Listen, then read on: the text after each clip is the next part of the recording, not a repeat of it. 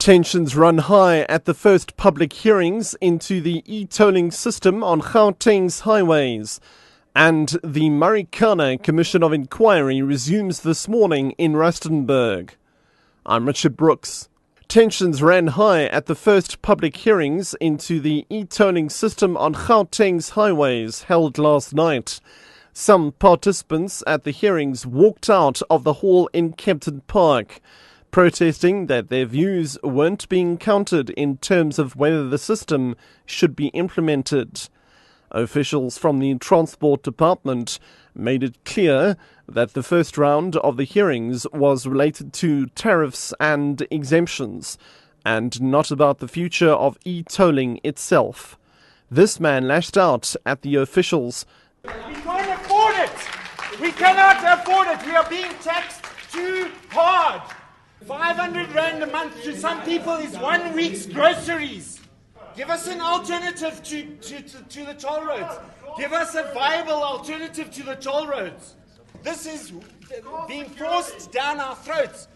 Outers chairperson Wayne Duvenacher asked why the hearings had to take place in Kempton Park and not in townships like Soweto. Why is this process not taking place in the West Rand and in Soweto? Or why are the poor being ignored? Is it just the people around the airport in Centurion and the north that are being given these opportunities to object or have their say? Why is this public consultation process not happening in Soweto? The Marikana Commission of Inquiry resumes this morning in Rustenburg, with the police continuing with its presentation of events between 9 and 16 August, which led to the death of about 45 people. The Commission decided on a 2-day adjournment to give evidence leaders and legal representatives an opportunity to consult with witnesses. Following the police's presentation, it's expected that witnesses from AMCU and wounded miners will take the stand. Meanwhile, Commission head retired Judge Ian Farnham has reiterated that the Commission is unlikely to make any findings before the whole process is complete. It's not possible for us at this stage to know whether it will be appropriate. It may well be that the end of the argument, at the end of the first phase, it will be clear that in respect of certain issues, it may be possible to give findings.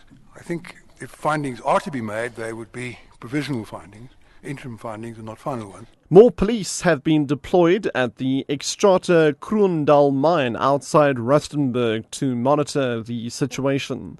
This follows violence by about 200 workers at the mine yesterday. They allegedly threw stones at passing vehicles and also burnt tires. They barricaded the road leading to the mine. Police used rubber bullets and tear gas to disperse the mine workers. They arrested 37 miners on charges of public violence. Workers are demanding the immediate dismissal of mine manager Benny Goosen, who allegedly assaulted a miner for refusing to sign for a wage deal without union representation. The suspects are expected to appear before the Rustenburg Magistrates Court tomorrow. The SABC's News on Phone service, NewsBreak, has launched its annual matric results service.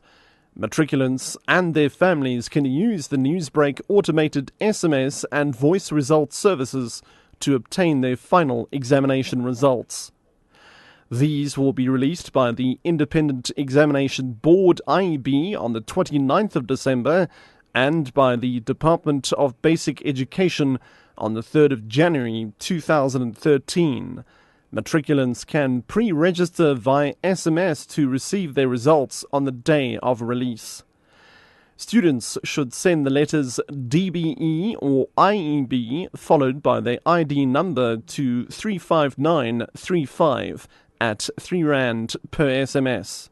They will receive a return SMS asking for an examination number. Students can also call 082 152 on the day the results are released, select option 6 and then punch in their ID and exam number to get their results. SABC spokesperson Kaiser Khanyahu. For the past years that we have used it, since I think 1999, it has been very popular, and we have received a lot of people that are using it, especially now with the cell phones that people are having. It will be much more popular than before.